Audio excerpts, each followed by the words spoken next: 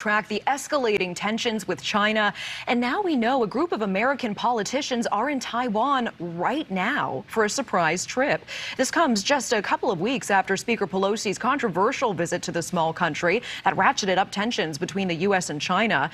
This new two-day visit of 5 representatives is led by Massachusetts Democratic Senator Ed Markey. And in a statement, his spokesperson said that the visit is in an effort to, quote, reaffirm the United States' support for Taiwan and, quote, will encourage stability and peace across the Taiwan Strait. Here to discuss what this unannounced trip means for U.S.-China relations is David Rank. He's a senior advisor with the Cohen Group. Thanks so much for being here.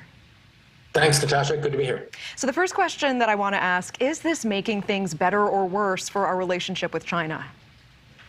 I mean, I don't know, Ed Markey. Don't take this the wrong way, Congressman Markey, but you're no Nancy Pelosi, not because of who you are, but because of the position you hold. The fact is, this kind of visit of ordinary Congress people is fairly routine, been going on for the last 40 years since we switched diplomatic ties from Taiwan to China. So, I mean, certainly from Beijing's eyes, not helping. They would just as soon have no official Americans going. But this is, I would say, squarely in the business as usual category. Fairly routine, but wouldn't you say, under the context, fairly remarkable? I mean, if Speaker Pelosi already shored up our support for Taiwan a week ago, did we need another 5-person delegation to make a trip right now? So I think you're overestimating the degree of coordination in these sorts of things. If Congress people want to go somewhere, they tend to go places. I don't think President Biden particularly wanted Nancy Pelosi to go on sort of the birthday of the People's Liberation Army, the Chinese military, and just a couple of months from some very important days in China where it was very clear there was going to be a strong nationalist reaction. And so, I don't think this is part of an overall strategy, but just the fact is, the House having passed the Inflation Reduction Act got out of town, and this is what they do when they get out of town, they go places. I mean, certainly, wouldn't you agree that the divide between the U.S. and China right now is so particularly fraught, and it has been a challenging time? We are seeing a lot of online chatter about this only potentially adding fuel to the fire. Do you disagree with that? I don't. I don't. I mean, certainly it won't make things better. And I guess we'll find out, if the Chinese will react the same way to an Ed Markey as they did to a Nancy Pelosi. My personal sense is that they really upped the ante with Nancy Pelosi, and they kind of said this is what's going to be normal from now on.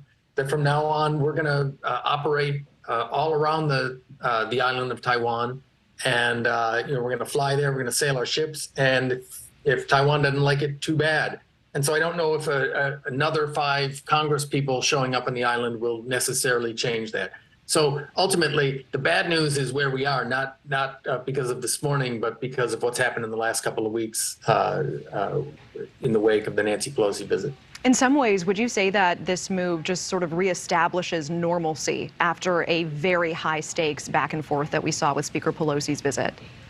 I think we've got a new normal, right? Normalcy is going to be a much tenser environment that I think these sorts of visits will continue. This is not going to tip things into a worse situation, but we're going the chances, the number of Chinese aircraft and ships operating around Taiwan is going to be higher, and then just because of that pace of operations, the chance of an accidental encounter between a Taiwanese military plane or ship or an American plane or ship and a Chinese counterpart is just much, much higher. That's what really worries me right now. Okay. David Rank, thank you so much for your time and insight. I really appreciate it. Thanks, Natasha. Thank you for watching. Go to newsnationnow.com to find NewsNation on your television provider. And don't forget to click the red subscribe button below to get more of NewsNation's fact-driven, unbiased coverage.